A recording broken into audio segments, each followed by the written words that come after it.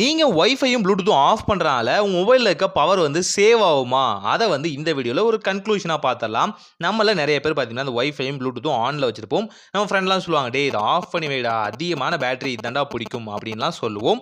அது உண்மையா அப்படின்னு பார்க்கறதுக்கு நம்ம சில பல விஷயங்கள வந்து கம்பேர் பண்ணி நம்ம தெரிஞ்சுக்கலாம். முதல் விஷயம் என்னன்னு பார்த்தீங்கன்னா, இந்த வைஃபையும் ப்ளூடூத்தும் வந்து ஆஃப் பண்றனாலயோ, ஆன் பண்றனாலயோ பேட்டரியில இம்பாக்ட் இருக்குமான்னு கேட்டீங்கன்னா, இருக்கும். ஆனா பெரிய அளவுக்கு இருக்காது அப்படிங்கிறது உண்ம. அத வந்து நாம வந்து ஃபர்ஸ்ட் வந்து ChatGPT கிட்ட கேட்டுருவோமே. இப்ப ChatGPT வந்து எல்லா விஷயமும் தெரிஞ்சுக்கிறதுக்காக யூஸ் பண்றோம் இல்லையா? ChatGPTயும் கேட்போம். இப்போ இந்த மாரி வைஃபையும் ப்ளூடூத்தும் வந்து நான் வந்து ஆஃப் பண்ணி வைக்கிறேன் அப்படின்னா, அது என்னோட பேட்டரி பெர்சன்டேஜ் வந்து உண்மையாலுமே வந்து டிக்ரீஸ் பண்றதுலருந்து தவிர்க்குமா அப்படின்னு கேட்டதுக்கு, ChatGPTயும் பார்த்தீங்க அப்படின்னா, ஆமாம் தவிர்க்கும். ஒரு சர்டைன் பெர்சன்டேஜ் வந்து தடுக்கும். உங்க மொபைல்லேருந்து பேட்டரி வந்து ட்ரைன் ஆகுறதுலருந்து கண்டிப்பா வந்து இந்த 2 ஆப்ஷனையும் வந்து ஆஃப் பண்ணா, அது தடுக்கும் அப்படின்னு ChatGPT சொல்லுது. ஆனா இது சொல்றது உண்மையா அப்படின்னு கேட்டீங்க அப்படின்னா, கண்டிப்பா அது பொய் தான்.